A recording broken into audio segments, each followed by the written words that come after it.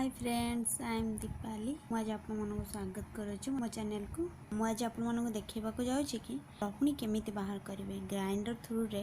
तो मुझे आगुरी गोटे वीडियो देखी मरा नड़िया तेल उपर, तो आपण मैंने देखी लाइक एवं सब्सक्राइब करने को कंजूसी करंतु नहीं। मन भरी लाइक एवं सब्सक्राइब करनी।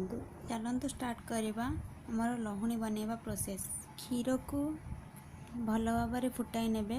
1 लिटर क्षीर को हाफ लिटर करने ठंडा हेबा परे देन ताकू फ्रिज रखी नेबे। फ्रिज रखिला परे क्षीर उपर थिबा लहुणी गुड़िक बसी जाए, तार क्षीर चिकन अंश बसी जाए।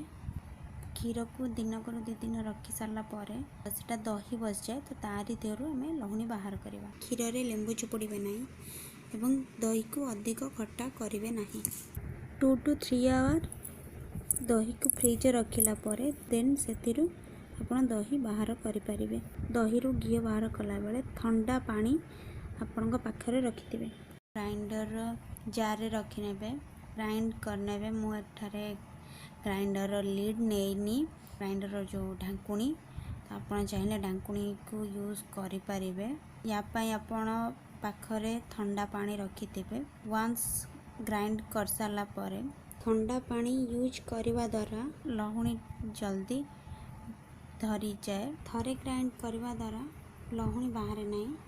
2 ରୁ 3 थर ग्राइंड करने को पड़े, देन तापर लहुणी बाहर को लगे। किछ समय ग्राइंड करने पर मिनट 2 मिनट ग्राइंड करने पर ताहा लहुणी बाहरी जाए।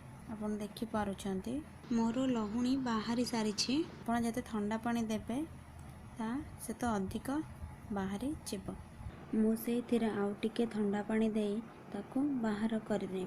बाहर करने समय रे धीरे धीरे आपण को बाहर करार अच्छे।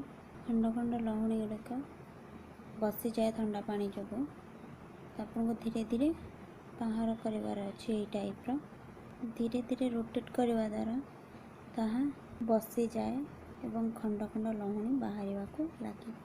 ए प्योर लहुणी के आपण फ्रिज रे स्टोर करी यूज करि परिबे। लहुणी रे दही मध्य चली जाए, तो आपण ताको निकाली नेबे।